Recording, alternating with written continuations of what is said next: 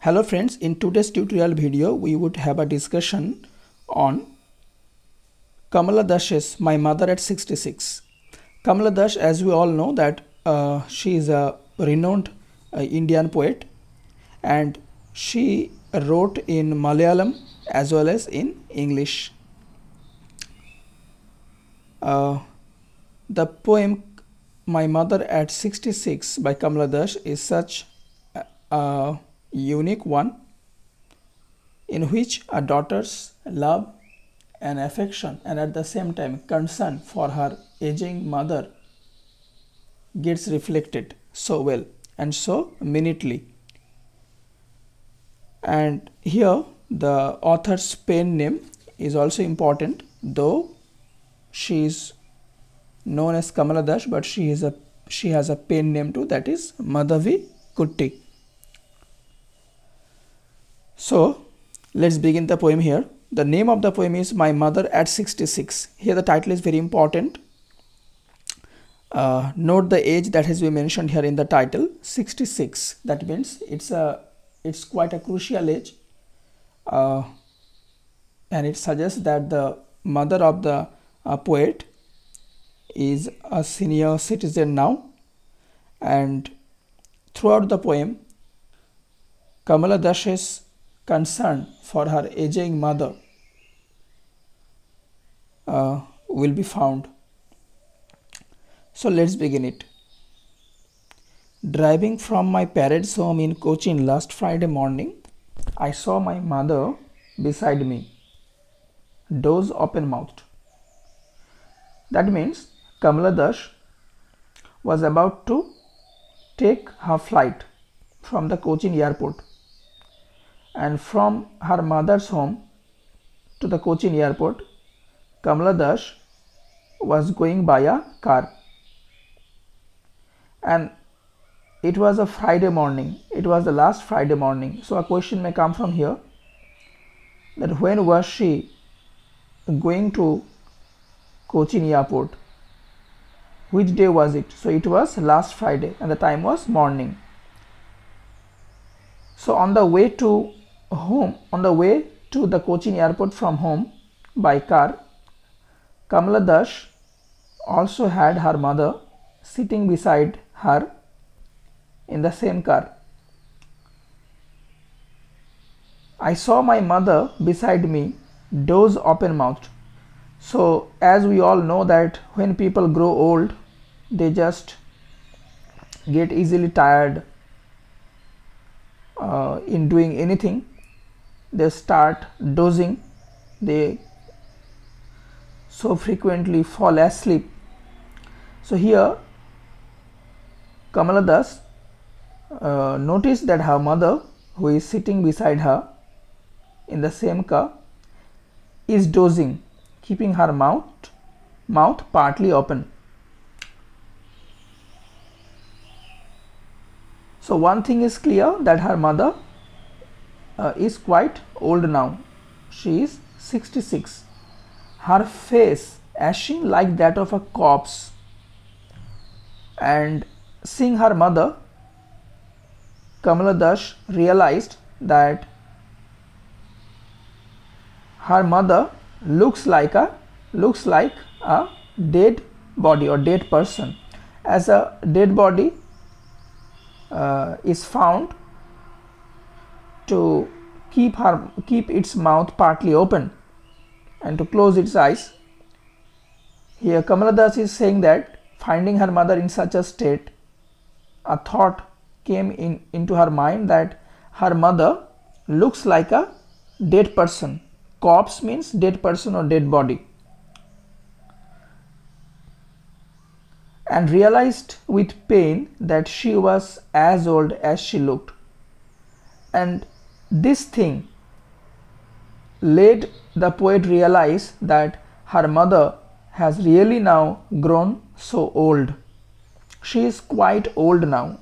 She was as old as she looked. That means her mother's age, old age, gets reflected on her face, on the face of her mother. That means her mother's face appearance was revealing the fact that she was old enough now. But soon put that thought away.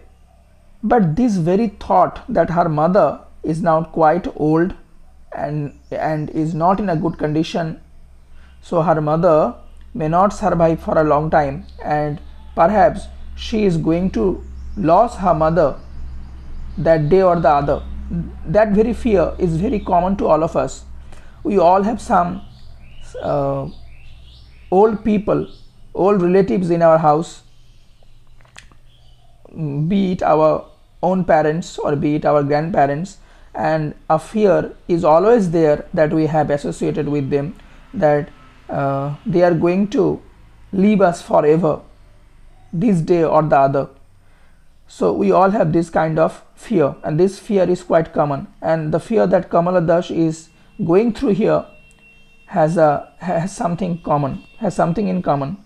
Okay, so Kamala Das was getting sad or upset by this thought. So in order to get relief from this, in order to get temporary relief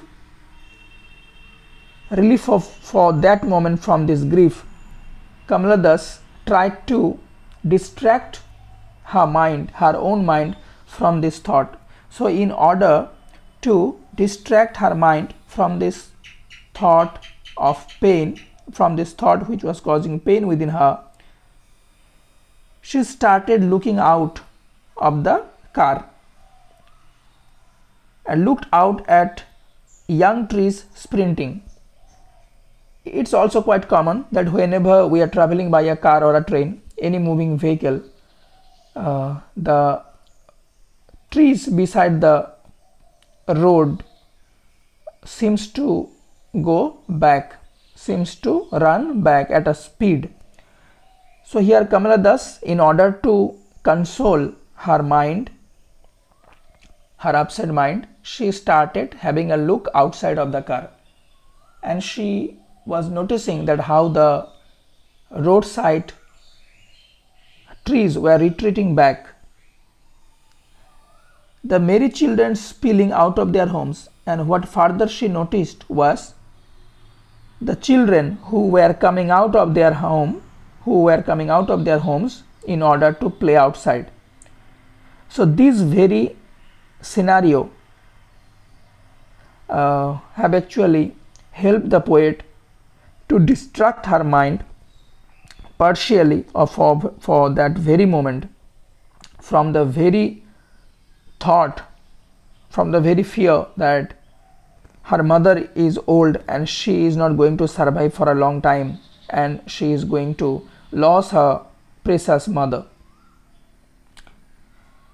Okay.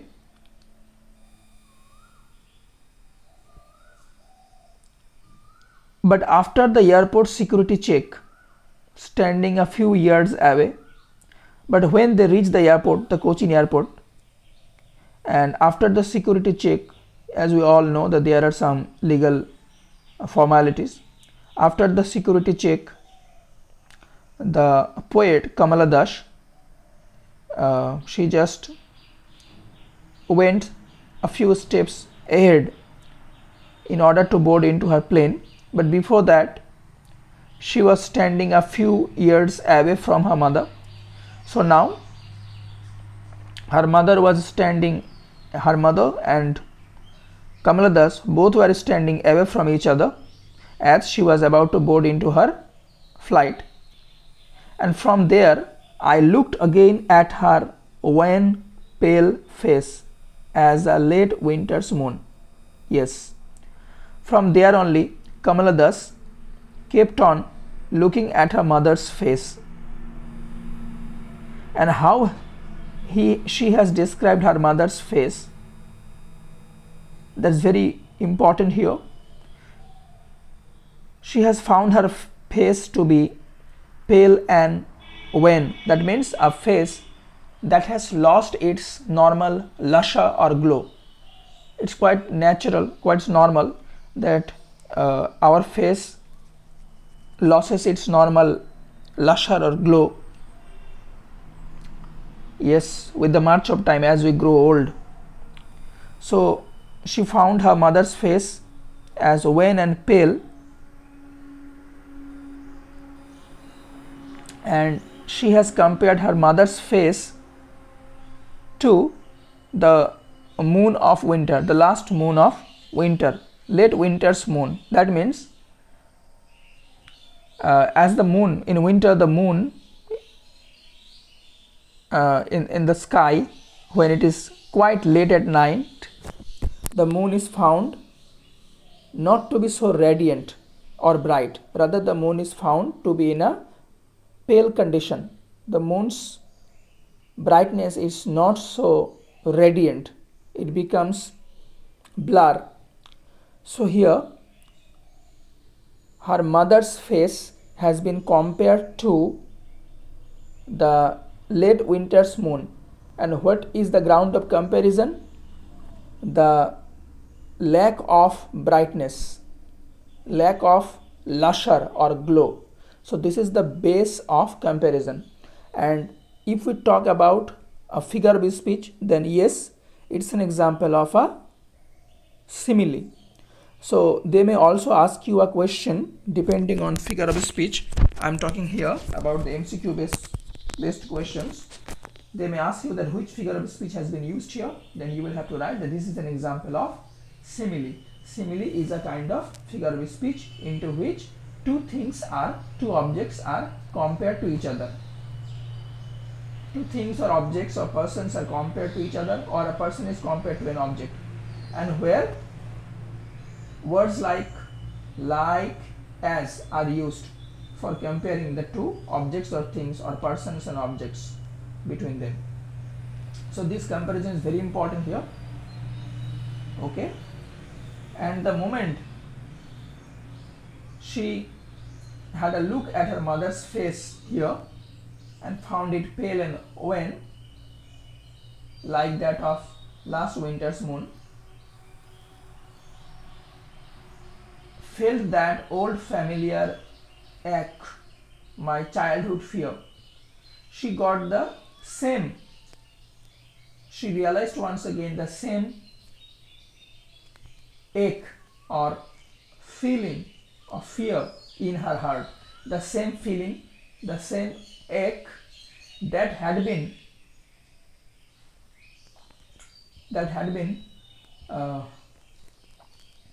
paining her, that had been disturbing her, the very pain that her mother is now getting or growing older day by day, and someday she is going to lose her precious mother.